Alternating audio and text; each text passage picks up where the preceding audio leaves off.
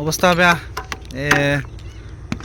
বহুদিন ৰাতিপুৱা শুই উঠি পোৱা নাই ইমান সোনকালে, আৰু একেবাৰে বছৰটো আজি চাগে প্ৰথম দিন। বহুত দিনৰ মূৰত আজি ৰাতিপুৱা শুই উঠিছোঁ আৰু অৱস্থা বেয়া, গোটেই তিতিয়ে শেষ। ইমানেই কুঁৱলী মাৰিছে ৰাস্তাটো। আৰু এই ৰাস্তাটো আপোনালোকৰ চিনাকি লাগে নালাগে নাজানো। এইটো হৈছে চেপন সোণপোৰা ৰোড। বৰ ধুনীয়াকৈ বনাই থোৱা আছে। বৰ্তমান এইটো আপোনাৰ নাজিৰাৰ পৰা ডিব্ৰুগড়লৈ বা মৰাণলৈ যদি কোনোবা যায় শ্বৰ্টকাট মাৰে চবেই। ৰাস্তাটোও ভাল। মই ওলালোঁ পুৰণা বন্ধু এজন বিচাৰি। বহুত দিনৰ মূৰত খা খবৰ নাই। পুৰণি বন্ধু মানে একদম ল'ৰালি কালৰ বন্ধু, গৰু চৰুৱা দিনৰ বন্ধু। সি ক'ত থাকে, কিন্তু কালিৰ পৰা সি ফোনটো ৰিচিভেই কৰা নাই। কি হ'ব জানো। গৈ থাকোঁচোন, আজি দেখা পাওঁ কি হয়গৈ।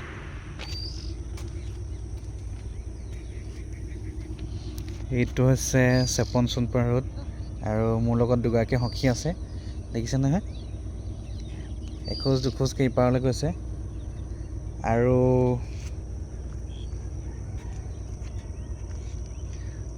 মোৰ বাহনখন। এইবাৰ জীৱনৰ অকণমান আনন্দ লৈ চাওঁ বুলি ভাবিলোঁ। আজি অষ্টমী পূজাৰ। এইবাৰ অলপ পূজা দেৰিকৈ অহাৰ কাৰণে পৰিৱেশটো অলপ বেলেগ ধৰণৰ। বৰ ধুনীয়া জেগা। এতিয়া শিৱসাগৰ জিলা নপৰে, এতিয়া চৰাইদেউ জিলা হয়। আমি আগতে নিজৰ জেগা বুলিয়ে খুব ফুটনি মাৰিছিলোঁ। আমি পঢ়ি থকা দিনতে চৰাইদেউ জিলা প্ৰতিষ্ঠা হৈছিলে। তো লগৰখিনি গড়গাঁও কলেজত পঢ়িছিলোঁ, লগত পঢ়াখিনি ওচৰতে বেলেগ জিলালৈ গুচি গৈছিলে। তেতিয়াহ'লে ব'লকচোন, বহুত দিন বাইক ৰাইডো কৰা নাই বহুত দূৰলৈকে। বাইক ৰাইড নহয়, গাড়ী লৈ গৈ থাকিলেও গাড়ীৰ মজাটো আৰু বাইক চলাই যোৱা আনন্দটো বেলেগ। তো গৈ থাকোঁ, যিমান দেৰিলৈকে কঁকাল চকাল নিবিষায় তিমান দেৰিলৈকে। মোৰ লগতে আজি অকণমান সংগ দিয়ক। আপোনালোকে চাই থাকক মোৰ এই ব্লগটো।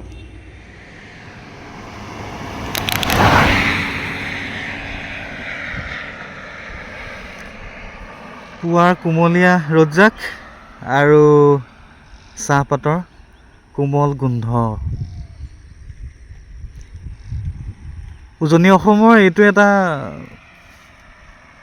সুন্দৰ দৃশ্য।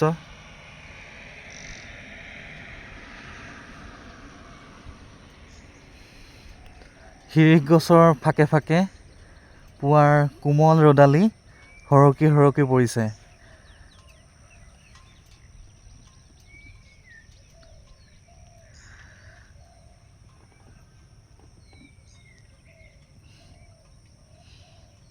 যাত্ৰাটো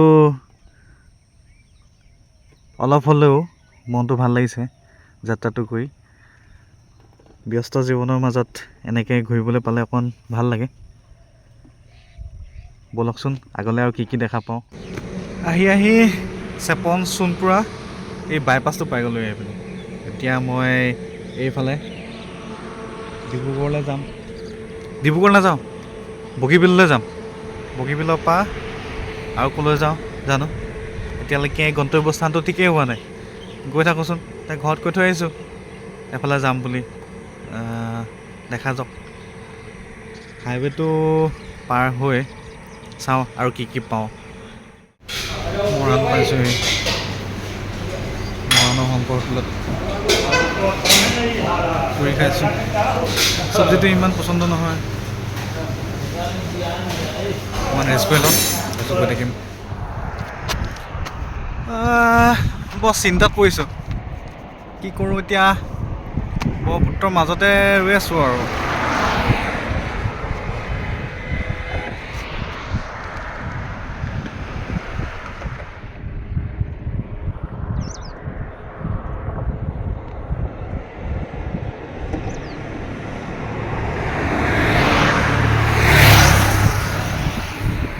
মই বহি আছোঁ বগীবিল দলঙৰ ওপৰত, আৰু কেইবাবাৰো আহিছোঁ, কেইবাবাৰো গৈছোঁ, পাৰ হৈ গৈছোঁ। ৰাতি 12টা বজাতো পাৰ হৈ গৈছোঁ এই দলংখন। কিন্তু প্ৰত্যেকবাৰে যেতিয়াই পাৰ হওঁ তেতিয়াই ভূপেন হাজৰিকাদেৱৰ এটা গানে মনলৈ আহে।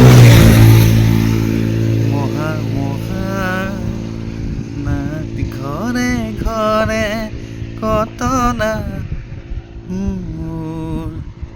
কিয় পালো।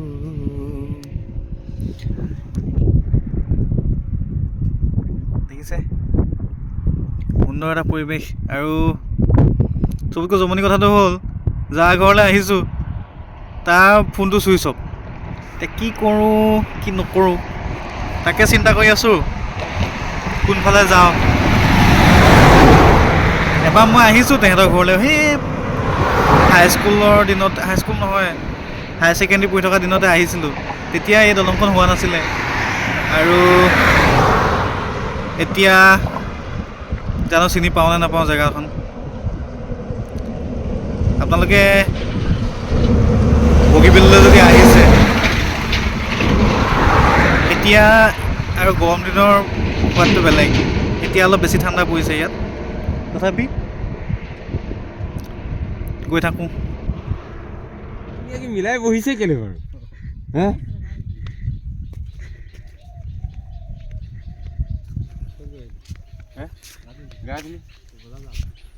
ইয়াক চিনি পায়? চিমেণ্ট চাপৰি পাৰত, চিমেণ্ট চাপৰি মানে চিমেণ্ট চাপৰি নহয়, চিমেণ্ট নৈ পাৰত। আৰু বহুত বছৰ, আজি 15 বছৰ আগতে আহিছিলোঁ বন্ধুৰ ঘৰলৈ। আৰু বন্ধু মানে এনেকুৱা বন্ধু মই শিৱসাগৰৰ পৰা বিচাৰি আহিবলগীয়া হৈছে। তাৰপিছত মোবাইলটো বেয়া হ'ল, অথনি মই কৈছিলোঁ কাহিনীটো। কিন্তু আগতে যে আহিছিলোঁ সেইটোকে মানে মানে গোটেই খেদি আহি পিনি তাৰ ঘৰ পালোঁহি। আৰু চিমেণ্ট নৈত এতিয়া গা ধুলোঁ, আপোনালোকে দেখিছে গা ধুলোঁ। তাৰপিছত ভাত খামগৈ, আকৌ আমি এতিয়া পূজা চাবলৈ যাম দুয়োটাই।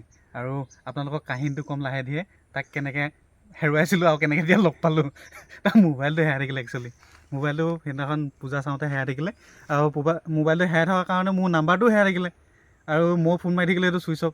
তো বহুত ভাবি জেগাডোখৰ মন আছিলে যে আহি পালোঁহি। আৰু এতিয়া আমি বন্ধুৱে মই একেলগে এই যে নিৰিবিলি জীৱনৰ কিছুমান বস্তু লাগে জীয়াই থাকিবৰ কাৰণে, এই কিবা এটা কৰিবৰ কাৰণে আপোনাক এটা উৰ্জা লাগে, যিটোৱে সদায় দৈনন্দিন কাম কৰি থাকিলে মানুহ একঘেয়েমী হৈ যায় আৰু একো কৰিব নোৱাৰে। মই সেইটো কাৰণে ঘৰত ভাবিলোঁ যে পূজা কেইদিন বন্ধ যেতিয়া আছে, ঘৰত শুই বহি নকটাই কিবা এটা মানে আপোনাক কি বুলি ক'ম, এটা মেমৰি এটা ইয়াতে ক্ৰিয়েট কৰি লৈ যাওঁ। সেইটোকে আপোনালোককো লগতে দেখাই আছোঁ। কেনে পাইছে আপোনালোকে জনাব। মই একচুৱেলি এই যি গতানুগতিক আমাৰ ব্লগাৰসকল আছে তেওঁলোকৰ নিচিনাকৈ ক'ব নাজানো, কিন্তু চেষ্টা কৰিছোঁ।